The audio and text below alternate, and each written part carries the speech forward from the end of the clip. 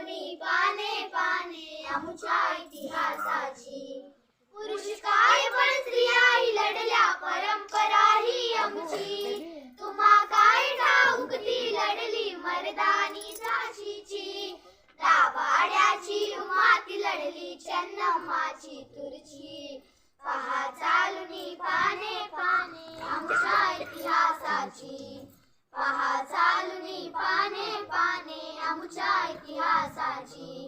वंशज आम्ही रामकृष्ण अन गुरु गोविंद सिंगांचे.